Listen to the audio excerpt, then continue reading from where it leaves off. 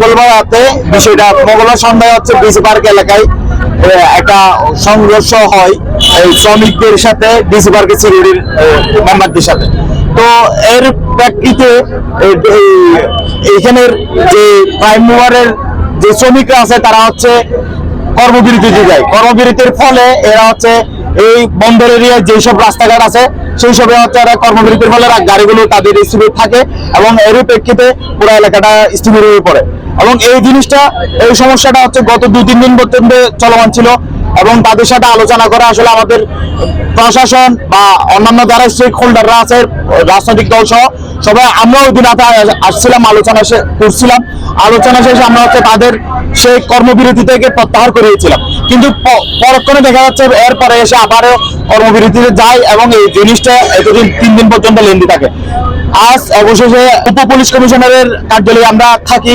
এখানে বিভিন্ন রাজনৈতিক দল এবং এখানে প্রাইম মুভারের সব নেতৃবৃন্দ পুলিশ কমিশনারের কার্যালয়ে আসে এবং আলোচনার প্রেক্ষিতে আমরা আজকে একটা সমাধানে পৌঁছাই এবং আমাদের যেসব শ্রমিক ভাইদের যেসব দাবি ছিল মোটামুটি উপ পুলিশ কমিশনার এটা বাস্তবায়ন করার জন্য একটু চেষ্টা করছে।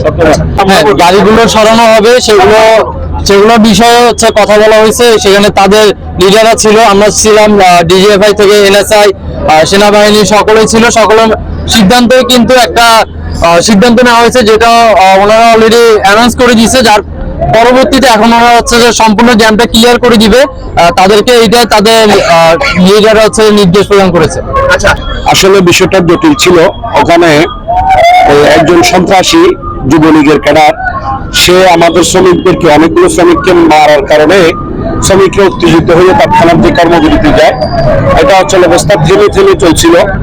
ছাত্র সমন্বয়ক এবং বিএনপি সহ সকল অনেক রাজনৈতিক দল এবং প্রশাসনের সহযোগিতায় শ্রমিকদের আমরা বোঝানোর চেষ্টা করি এবং আজকে আমরা চূড়ান্তভাবে জেলা প্রশাসকের আন্তরিক সহযোগিতায় আমরা এই চট্টগ্রামের মেয়র এবং বিএনপি চেয়ারপারসনের বিশেষ সহকারী শামসুর রহমান শিমুল বিশ্বাসের কথা মতো গোয়েন্দা সংস্থার সাথে বসে চূড়ান্তভাবে ছাত্র সমন্বয়ের আমরা একটা মাইনাস কপি করি।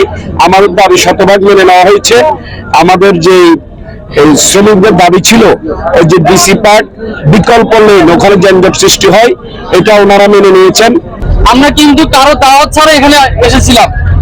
শুধুমাত্র আমরা না, আমাদের কেন্দ্রীয় সমন্বয়ক রাসেল আহমেদ সহকারে কিন্তু সে সারা পর্যন্ত আপনাদের পাশে ছিল।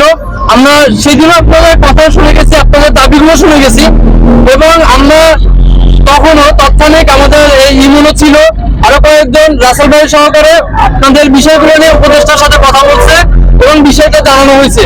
তারও এই বিষয় সম্পর্কে আশ্বাস দেওয়া দিছে কোন একটা তৃতীয় পক্ষ যারা পাইকারি করতেছে ইন্ধন দিচ্ছে আপনাদেরকে।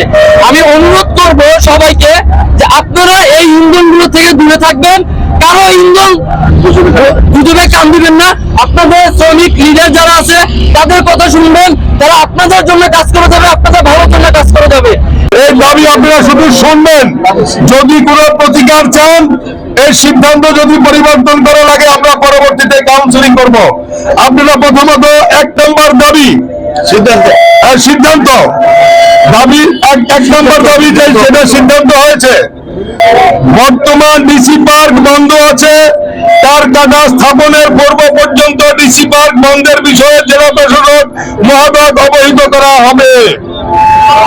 আহত দ্বিতীয় 2 নম্বর দাবি, আহত ট্রেইলার চালকদের তালিকা পাওয়া মাত্রই ক্ষতিপূরণ দ্রুত সময়ের মধ্যে প্রদান করার জন্য ঊর্ধ্বতন কর্তৃপক্ষকে অবহিত করা হয়েছে। 3 নম্বর, মন্দির হতে ডিসি পার্ক পর্যন্ত রাস্তার পাশে কাঁটাতারের বেড়া স্থাপনের বিষয় দ্রুত সময় বাস্তবায়ন করার জন্য ঊর্ধ্বতন কর্তৃপক্ষকে 4 নম্বর, ট্রেইলার চালকদের বিরুদ্ধে কোনো প্রকার মামলা হয়নি। 5 নম্বর, টোল রোডের নিরাপত্তার বিষয়ে সিএমদের ঊর্ধ্বতন কর্তৃপক্ষ ও জেলার ঊর্ধ্বতন কর্তৃপক্ষকে অবহিত করা হয়েছে। 2টা টল গাড়ি সারাক্ষণ থাকবে 24 ঘন্টা আপনাদের আমাদের সুবিধার জন্য। আচ্ছা, ওনাদের মূলত যে দাবি ছিল সেই দাবিগুলা সবগুলা মেনে নেওয়া হয়েছে। ডিসি পার্ক বন্ধ আছে,